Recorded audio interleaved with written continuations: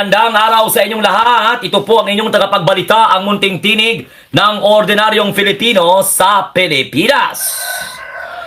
Ang tatlong pang number 3 na good news na iatid ko sa inyo ayon po sa mga nagbabagang balita. Sa direktiba po ng ating mahal na Pangulong Bongbong Marcos Jr., dumating ang unang shipment ng mahigit 22 milyong litro ng diesel na inangkat pa ng ating bansa. Siyempre sa panguna ng Department of Energy sa ilalim ng Energy Emergency Security Program sa Executive Order 110 na pinirmahan po ng ating mahal na Pangulong Bongbong Marcos. Layunin ng ditong palakasin ang supply ng langis at makakatulong sa pagpapatatag ng presyo ng enerhiya sa gitna po ng pabago-bagong galaw ng pandaigdigang merkado. So bakit bago-bago ang galaw? Volatility, no, na tinatawag. Magandang hapon, magandang umaga. Si Sarang tanungin nyo as a running president position, ano concrete plan niya? Wala siyang plan. No? Sampalin mo yan, sir, ng left and right para makatulog. Di po gatikalon daw ko. Wala ma kuya may gintikal kay ginabasa ko man. Kay balita ito. Hindi ito imbento katulad ng nagpapadala ang Sultan ng Brunei sa Davao dahil daw napakagaling ni Digong at saka ni Baste. Yon pala, yon ang kasinungalingan. Yon ang tikalon. Kay pinalabas ng mga DDS na nag-supply na nakabili ang Davao ng murang supply ng gasolina doon sa Brunei. Dahil maganda ang relasyon ni Bulkeya at saka ni Digong. Saan banda? Yan ang tinikal. Nakakahiya.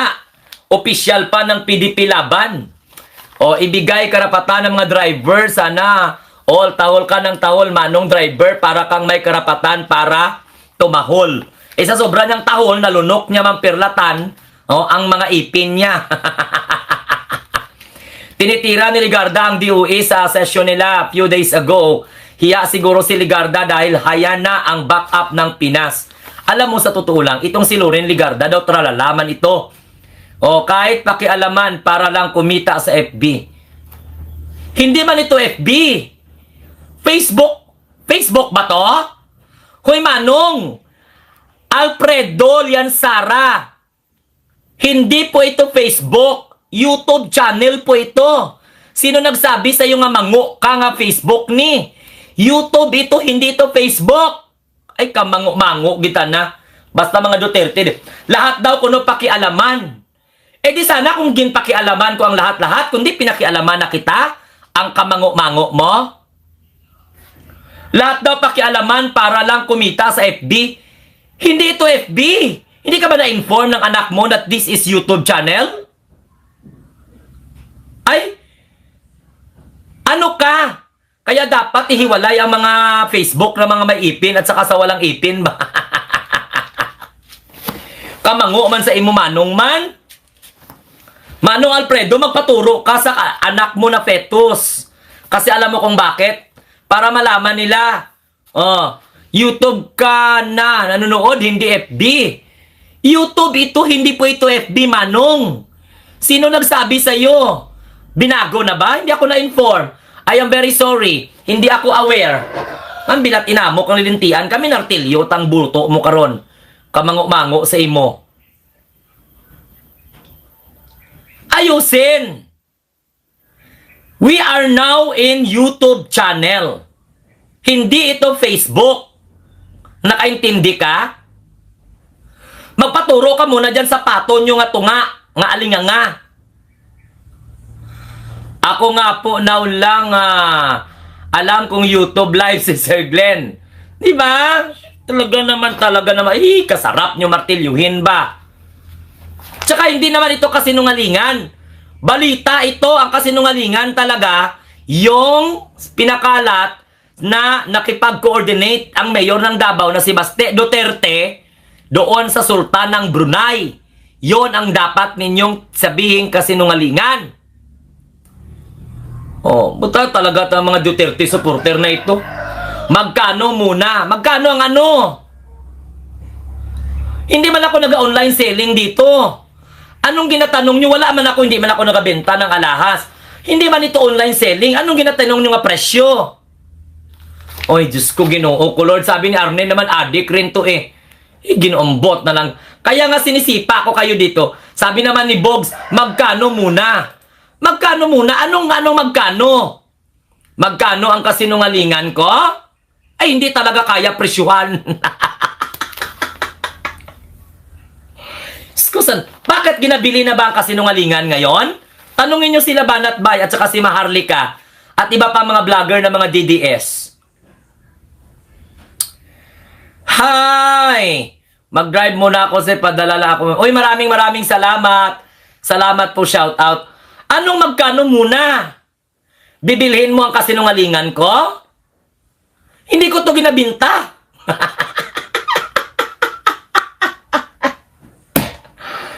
Ang problema talaga dudes. Yan na guys, alam nyo, wala ka na ba iba matukoy kung hindi si Sarah? Correct, wala nang iba pa. Si Sarah lang talaga. Si Sarah lang talaga guys. At saka, anong problema kung tukuyin ko si Sarah? Kasalanan niya yan, nag-vice president siya ng kabango sa iya. Oh, mine is yellow t-shirt. Oh, Ginoo ko, Lord. Yellow na naman. Ang tag 50 pesos, yun pa talagang bilhin nyo. Naka-short lang gani ako. Alam mo nyo, gayon, sa totoo lang ay ay, guys! Guys! Akala nyo si Ruel nagwanson ng magaling. Mag-ano muna kayo ha, mag-intermission muna tayo, guys. Tama na muna yung kwan. Baka sa intermission ko may palipad pa. Grabe, practice ko nito mo.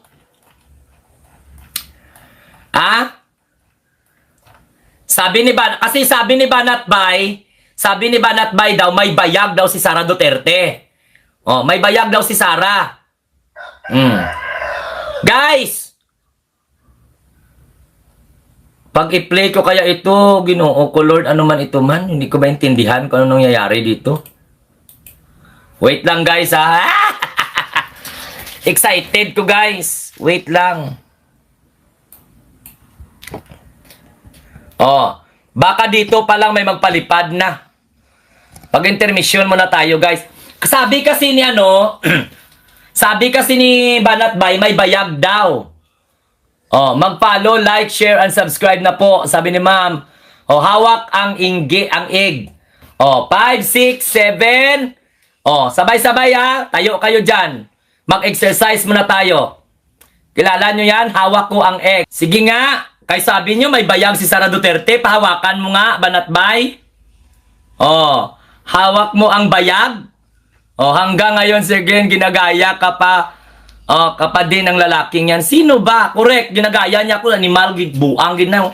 Pati sayaw ko, ginagaya niya ako ba? Oh, dami ko di ba? Oh, para sa inyo to, kainom muna ako ng tubig. Oh, tayo kayo dyan. Magsayaw. Yung gayahin ha. Nakapatent na. Nakapatent yan. Baka mamaya magsayaw si Sara Duterte, gayahin niya naman. Kung may bayag si Sara, maliit lang yon. May bayag daw si Sara, lustay, pero laging nasa ibang bansa para makapaggago. O, sabi mo na. O, shout out sa inyong lahat sa ating mga kababayan from Luzon, Visayas, and Mindanao. Ganda ng stepping mo, sir. O, ayan na ang ano ko, bayad. Kay magpadala ka man, o, yan na ang aking ganti. Si Sara pala ngayon ang may bayag. Na paano na nangyari yon? Paano? Di ba sabi ni Banat Bay, may bayag pa daw si Sara Duterte? Hoy, hindi itlog. Hindi itlog ang basihan para matapang ka sa tama na lugar. This is original. Hindi ko akalain no, ang tiyan ko pala malaki na do bula-bula. Ginoo ko. Alam mo kung si Maternidad sa Facebook kasi at saka sa YouTube, gagawin mo ang lahat para ma-entertain. Yes. Oh, ay po, shout out. So yan yung mga balita ko sa inyo. Pangatlo pa lang na balita yan ha. Oh, hindi naman pwede natin ito na sa soft drinks yan siguro nga. Ang laki na ng tiyan ko, grabe. Hindi ko na maintindihan ang laki. So wag niyong sisihin ang munting tinig kasi ginaano ko lang sa inyo, kung baga ginabalita ko lang sa inyo ba kung ano yung mga good news na dapat nyong malaman. Ito 22,000 na ano tawag nito? 22,578,000 na litro ng diesel dumating na sa ating bansa. Bahagi po 'yan ng inilunsad no ng ating gobyerno para nang sa ganon ay mabawasan ang problema. So good news 'yan. 22 million 578 na litro, 578,000 liters na diesel, bahagi yan ng programang inilunsad ng Department of Energy.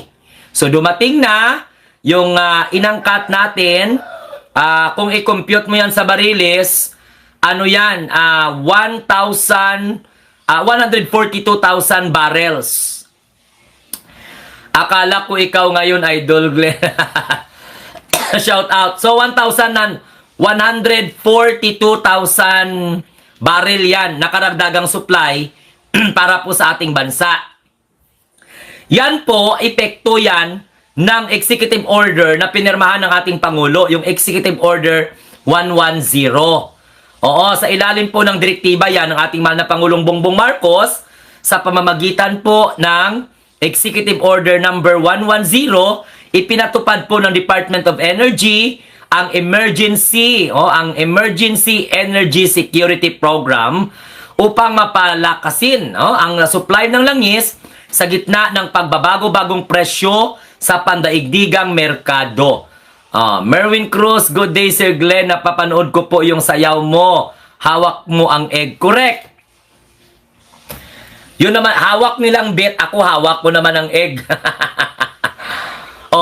So isa pa yan sa mga kwan at grabe talaga guys ng mga good news, no?